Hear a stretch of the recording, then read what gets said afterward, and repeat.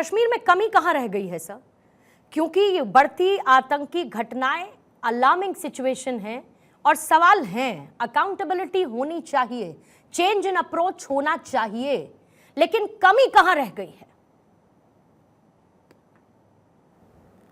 जी, मैं आपको इसको विस्तार पूर्वक बताता हूँ। पॉलिटिकल बातें छोड़ दीजिए 2 मिनट के लिए। ये बहुत गंभीर सिचुएशन है, इसको ज़रा ध्यान से सुनिएगा। आर्टिकल 370 के हटने के बाद कश्मीर वैली के अंदर अमन शांति हो गई थी, जो पाकिस्तान को एक्सेप्टेबल नहीं है, पाकिस्तान को कबूल नहीं है। तो पाकिस्तान को ये बड़ी परेशानी है कि जिस तरह से लोकसभा के इलेक्शन पीसफुली हो चुके हैं, असेंबली इलेक्शन सितंबर में होने हैं, उनको किसी प्रकार से न होने दिया जाए। तो जिस तरीके से पाकिस्तान अब तक बातचीत करता रहा है, हरकतें करता रहा है, उसने टेररिज्म को फिर से बढ़ोतरी दी है। अब उसने टेररिज्म को बढ़ोतरी बड़े टेक्निकल, बड़े प्रोफेशनल तरीके से दी है। उसने ये देखा है कि अब security forces Jammu and Kashmir की वैली में किस तरह से डिप्लॉयड हैं, डोडा, किश्तवाड़, रियासी में किस तरह से डिप्लॉयड हैं, कहाँ इनकी कमज़ोरी है, उसको एक्सप्लॉयट किया जाए। अब पाकिस्तान ने क्या किया है कि जितने मोस्ट आधुनिक हथियार हैं वो अमेरिका के पास, जो अमेरिकन हथियार हैं, उनकी ISI ने उसको प्रिक्योर करके टेररिस्ट ऑर्गेनाइजेशंस को दिया है कि इन हथियारों को लेके आप जाइए और वहाँ पे आतंकवाद फैलाइए।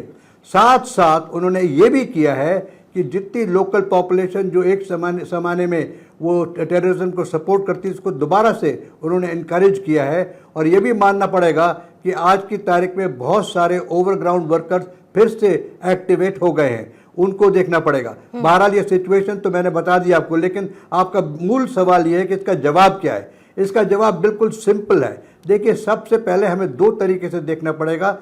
दुश्मन 2 जगह है। एक तो है इंटरनल, यानी कि देश के अंदर, अपनी टेरिटरी के अंदर जो लोग इसको सपोर्ट कर रहे हैं उनको आइडेंटिफाई करके न्यूट्रलाइज करना। और दूसरा, ये बाहर से कौन सी संस्थाएं हैं, कौन से ग्रुप्स हैं, लश्कर ए तोयबा है, कौन है, इसका हेडक्वार्टर कहाँ है, उसको देखना है। और वहाँ देखना है उनकी ट्रेनिंग कहाँ से हो रही है, वहाँ देखना है इनके हथियार कहाँ से आ रहे हैं, उसको न्यूट्रलाइज करना है। भारत सरकार, मुझे पूरा यकीन है कि दोनों चीज़ों पर ध्यान देगी। एक तो इंटेलिजेंस एजेंसीज को और पुख्ता करने की कोशिश होगी, एक दूसरा बाहर जाकर, जैसे लोगों ने कहा घर में घुसकर मारेंगे, वो मारने की तैयारी होगी। लेकिन जो आपने एक और सवाल पूछा कि ये इस तरह से कमज़ोरी क्यों हुई, देखिए कश्मीर वैली के अंदर डिप्लॉयमेंट अभी भी काफ़ी इंटेंस है, लेकिन क्योंकि डोडा, किश्तवाड़, रियासी एरिया में शांति थी, तो यहाँ से जो हमारे रिजर्व फॉर्मेशंस थी वो कुछ आगे जाके डिप्लॉय करनी पड़ गई ईस्टर्न लद्दाख में, जहाँ के चाइनीज के संग हमारी लड़ाई चल रही है। तो इस वजह से कुछ फोर्सेस की कमी हुई है यहाँ पे। तो इसी वजह से यहाँ सिक्योरिटी ग्रिड थोड़ा सा कमज़ोर हुआ है। लेकिन मुझे पूरी उम्मीद है और पूरा इसका कॉन्फिडेंस है कि ये अब जल्दी से जल्दी ये कमज़ोरी जो है ये पूरी हो जाएगी। सिक्योरिटी फोर्सेस फिर अपना ग्रिड बनाएंगी डोडा, किश्तवाड़ के अंदर और रियासी और रजौरी के अंदर। ये अभी थोड़े दिन की बात है, लेकिन पाकिस्तान का जो मेन ऑब्जेक्टिव है इस चीज़ को बढ़ोतरी देने के लिए कि 30 सितंबर से पहले असेंबली इलेक्शन ना हो सके और ये इसको इस तरह से उकसाया जाए कि जो इंटरनल सिचुएशन है ख़राब हो जाए और ये इलेक्शन ना हो सके। तो इसके लिए मैं आपको यकीन से कहता हूँ, ये मेरा अपना मानना है कि भारत सरकार पूरे एक्शन करेगी। होते हैं तो असेंबली इलेक्शन ना होने से फायदा किसको है? सोहेल काज़मी साहब, आपके पास आते हुए, कश्मीर में कमी कहां रह गई के साथ साथ ये सियासत को लेकर सवाल बार बार है, और उसके बाद डीजीपी का आया स्टेटमेंट कई ऐसे सवालों को पैदा करता है जो ये समझने की कोशिश और उसको आधार देंगे कि आखिर दिक्कत कहां पर है, जड़ कहां पर मजबूत हुई और उसका हल हो क्या सकता है। कश्मीर में बदला क्या सर? हमने देखा सुना कि आर्टिकल 370 अपग्रेड हुआ, ऑपरेशन ऑल आउट हमने चलाया, आतंकियों की रीढ़ हमने तोड़ दी, हमने उनकी फंडिंग को पाकिस्तान से पूरी तरह से खत्म कर दिया। उसके बावजूद 11 आतंकी हमले। देखिए पूर्णिमा जी, जो जनरल शंकर सर ने कहा है क्योंकि वो डिफेंस एक्सपर्ट हैं। बिल्कुल वही सच्चाई है कि जब जब जम्मू कश्मीर खुशहाली की तरफ चलेगा, जब जब भारत एक एक कदम आगे बढ़ेगा, पाकिस्तान फ्रस्ट्रेट होकर जम्मू कश्मीर को डिस्टर्ब करेगा। पाकिस्तान किस तरह का पड़ोसी है ये पूरी दुनिया जानती है, पाकिस्तान की नीयत कैसी है वो पूरी दुनिया जानती है। हमें सतर्क रहना है, और जितना सतर्क रहेंगे हमारी सरकार की रिस्पॉन्सिबिलिटी डबल हो जाती है। जब यहाँ इलेक्शंस अच्छी होती हैं, जब यहाँ टूरिज्म सेक्टर फ्लोरिश होता है, पिलग्रिम टूरिज्म यहाँ बढ़ता है। बिल्कुल राइटली आपने कहा कि fringe elements with in state कुछ लोग हैं, कुछ ऐसी ताकतें हैं जो नहीं चाहती हैं जम्मू कश्मीर ठीक हो। वो शायद वोट बैंक की पॉलिटिक्स करते हैं या लोगों को गुमराह करने के लिए करते भी रहे हैं। इसमें कोई शक नहीं है। आपको याद होगा मुफ्ती मोहम्मद सईद जब कोलिशन गवर्नमेंट की ओथ ले रहे थे, उन्होंने सबसे पहले पाकिस्तान का शुक्रिया किया कि पाकिस्तान का शुक्रिया है कि उन्होंने यहाँ इलेक्शन में डिस्टरबेंस नहीं की। हालांकि हमारी पैरामिलिट्री फोर्सेस पूरी तरह से इलेक्शंस को कंडक्ट करती है 140 करोड़ की, और हमारे उस वक्त के तत्कालीन चीफ मिनिस्टर थे वो पाकिस्तान का शुक्रिया करते थे और ओथ सेरेमनी में ऑनरेबल प्राइम मिनिस्टर के साथ। तो ये कितना अनफॉर्चुनेट है कि हमारे शहीद हो रहे हैं जवान।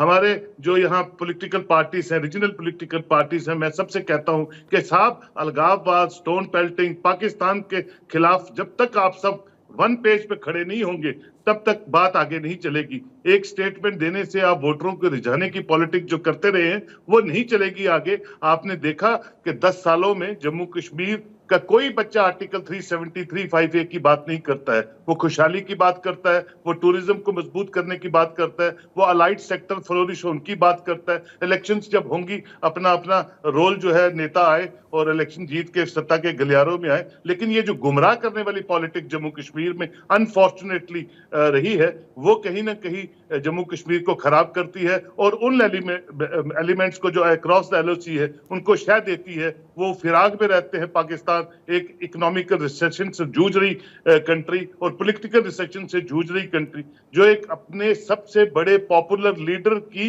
पॉलिटिकल पार्टी को बैन करने लगे हैं, वो जम्मू कश्मीर को खुशहाल कैसे देखेंगे? और वो कंट्री लोकतंत्र की अहमियत क्या समझती है, वो लोकतंत्र के मायने भी क्या समझती है? बिल्कुल नहीं समझती। लेकिन शंकर प्रसाद सर ने एक और बात यहाँ पर कही, सुहेल काज़मी जी, कि इलेक्शन ना हो ये चाहते हैं आतंकी, ये चाहते हैं पाकिस्तानी।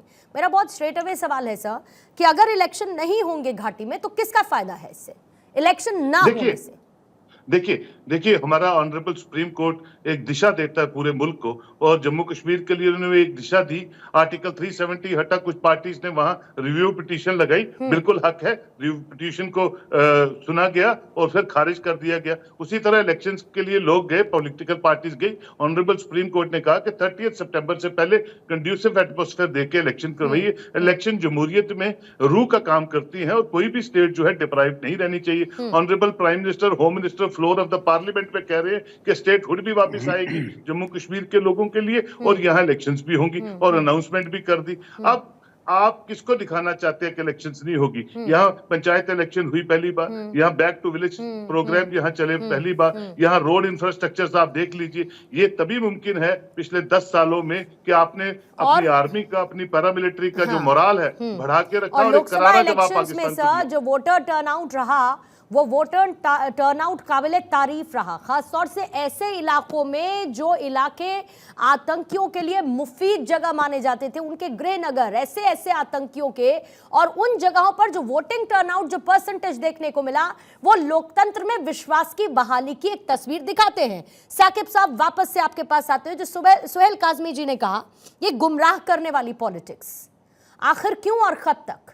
कौन सा ऐसा आईना वहां की क्षेत्रीय पार्टियों को दिया जाए जिसमें वो साफ ये देख सकें कि धूल कहां पर है, आईने पर है या चेहरे पर है, साफ किसको करना है? ये कैसे मुमकिन होगा, कब मुमकिन होगा, और क्या ये मुमकिन होगा भी? इंटेंशन है कोई ऐसी?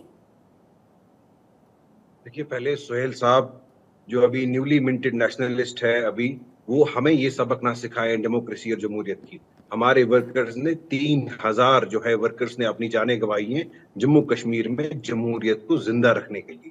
हमारे वर्करों के घर जले हैं, माँ, बेटियां, बच्चे उन्होंने गंवाए हैं इस जमहूरियत को जिंदा रखने के लिए। तो ये हमें जमहूरियत का सबक ना दिखाएं।